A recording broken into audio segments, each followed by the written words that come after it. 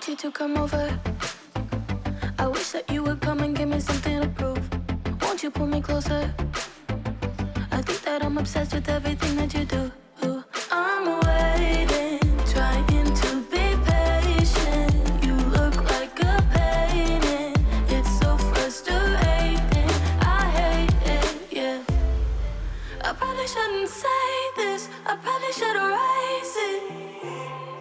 I probably shouldn't say this. What's up, guys? It's Austin, and this is part 6 of my Japan series. If you haven't seen parts 1 through 5, definitely check them out for days 1 through 10 of my trip to Japan. This video consists of day 11 of my trip, where I visit Fuji Q Highland, and my final day in Japan.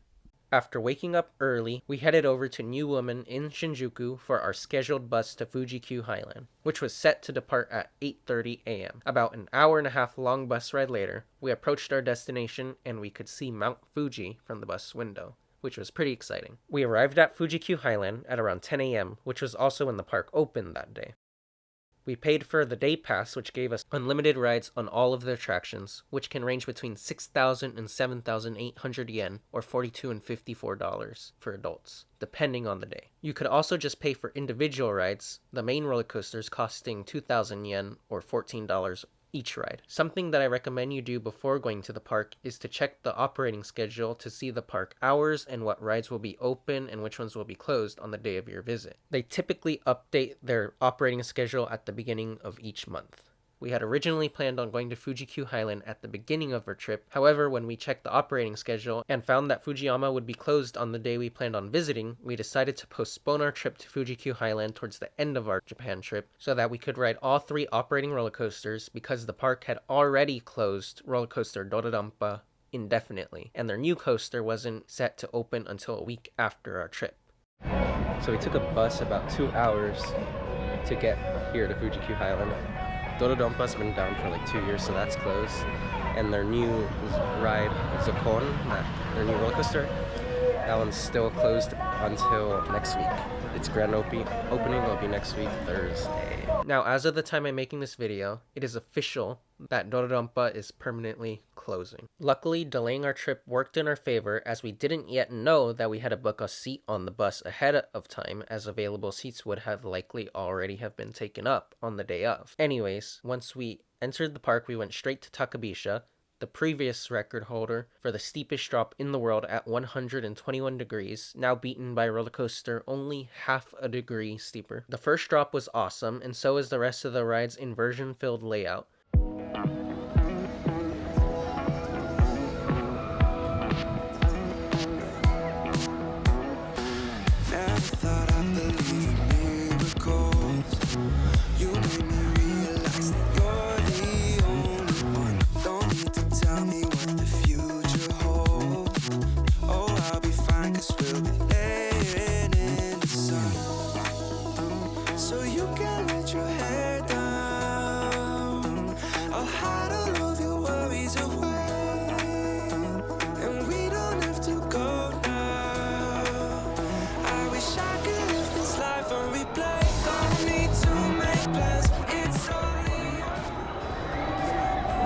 So we made it to Fuji Q Highland. This is the month that you're supposed to be least likely to see Mount Fuji. However, you can see it. It's pretty much not covered at all. Just a few clouds at the top. So lines aren't too bad. They're about 30 to 40 minutes. Not as short as like Nagashima Spaland. That park was dead empty, but not bad.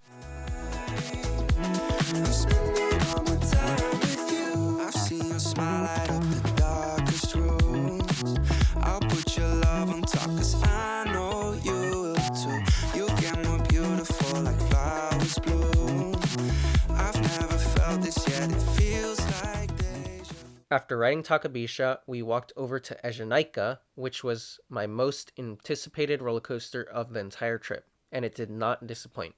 Despite having ridden X2 at Six Flags Magic Mountain in Valencia, California, countless times, the ride took everything good about X2 and all of its issues and made it even better. While still rough, it wasn't close to the level of roughness of X2, and the turnaround, which on X2 is slow and the least exciting part of an otherwise insane attraction, it's much more intense on Ejinaika because of the speed and the angle at which you take the turn. From the massive 250-foot drop to its non-stop, insane speed and unique inversions, the ride is easily one of my favorite roller coasters, not just in Japan, but of all the roller coasters that I've ridden to date.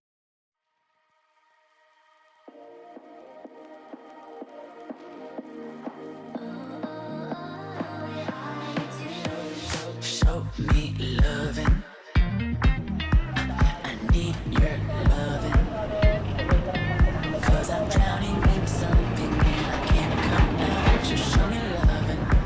I need loving.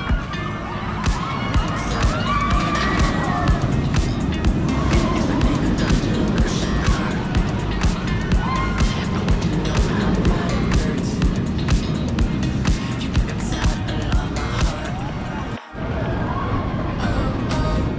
Are you dreaming of me now?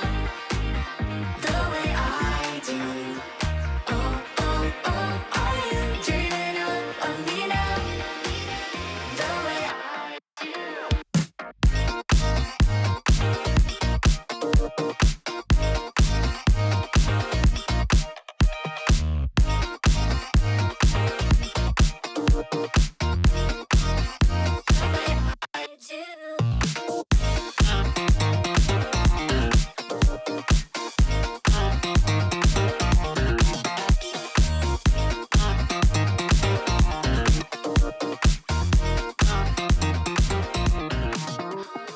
Hold me, lover.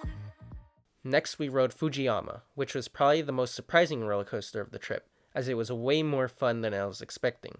The ride's jankiness, drops, turns, and airtime hills were so much fun. The angled airtime hills at the end of the roller coaster were especially awesome. Safe to say that I'm so glad we didn't visit the park at the beginning of the trip and miss out on riding the attraction. After riding Fujiyama, we rode Ejinaika for a second time, which we unfortunately rode on the same side of the ride vehicle that we had already ridden because one of the employees was picking sides for people. But it was still very fun regardless.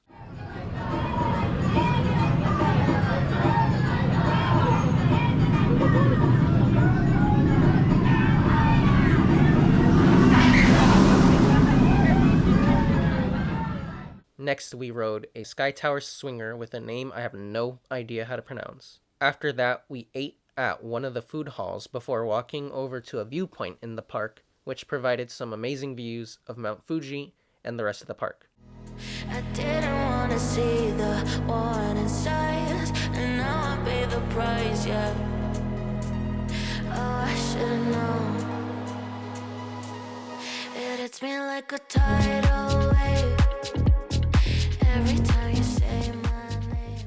Eventually, we moved on from the viewpoint, but not before taking a ton of pictures. We then rode Takabisha for a second time, which was once again very fun. After that, we got in line for our second ride on Fujiyama, which would be our last ride of the night with only 15 minutes until 5 p.m., which was when the park closed for the day. Then after about maybe 20 to 25 minutes of waiting in line, it started raining, and we could spot the soaked riders entering the station. We started to worry that they would shut down the ride as it was past closing time and the line was still relatively long. I had also previously read that Japan amusement parks commonly close rides with even the slightest amount of rain. This happened at Nagashima Spa Land for the short amount of time it rained at the beginning of our day there. Luckily, Fuji Q Highland did not feel the need to shut down any of the coasters when it started lightly raining, which was good for us. By the time we got on the ride, the rain had already slowed to a very, very soft drizzle, and we had a bunch of fun riding our final ride of the night. We got off the ride about 40 minutes after the park closed and exited the park at around 6 p.m. We looked around the main gift shop just outside of the park before our bus picked us up at 7 p.m. An hour and a half later, we arrived back in Shinjuku at 8:30 p.m. with a few hours left to do something for our final night in Japan. We stopped to pick up dinner from Family Mart before going back to our hotel to eat and to recharge our devices. We searched for the best places to visit in Tokyo at night and found Kabukicho at the top of a few lists, which, as we would soon find out, we definitely should have probably done a bit more research on. First, we took the train over to Shibuya to see the crossing for the final time, at least at night, while the streets were lit up, as we would leave around midday the next day. We then took the train over to Kabukicho, which turned out to be a red light district area, which we felt was the most sketchy and dirty place we encountered while in Japan, with people lined up on the streets trying to bribe us with supposedly great deals. Fortunately, we stumbled across this one place, Tokyo Kabukicho Tower, which ended up being a really cool high-energy dining spot. While we made the mistake of going to Kabukicho at night, I do think it is a really cool place to visit during the day. Early in the morning of our final day in Japan, we went out looking for souvenirs by going to various train stations and areas, but struggled to find any souvenirs. We discovered that the lack of souvenirs was due to the pandemic, which has caused a lot of businesses which sold souvenirs to shut down. After returning to our hotel to finish packing, we left our stuff at the reception and walked a couple streets down from our hotel in Akasaka over to the nearby Harry Potter train station, cafe, and shop, which we figured might be fun to check out. The Harry Potter themed train station was cool, and we ended up eating at a dining area in the train station. We also found a Starbucks nearby, which is where I tried a Japan exclusive Gaburi Peach Frappuccino. After that, we took the train to Shibuya Station, where we bought train tickets back to Narita Airport and quickly bought a few souvenirs which we had spotted at Miyashita Park when we had first arrived. Once at the airport, we walked surprisingly far to our terminal, where we picked up a few more souvenirs from a small shop before flying out of Japan and officially concluding our trip. Overall, Japan was amazing. It was a very unique place filled with quirks. Everyone we interacted with was very respectful and kind. A few negatives were their lack of trash cans, which could sometimes be a bit annoying, and the portion sizes for drinks especially were surprisingly small. But those are more minor issues. Some of the positives were that the vending machines were very convenient and the public transportation was great. It made moving throughout the country fairly easy once you got the hang of it. Also, I thought it was great that people automatically stand on one half of the escalator in order to allow other people who might be in a rush to pass through. That's the end of my Traveling to Japan series. If you enjoyed, drop a like, subscribe for more. Peace.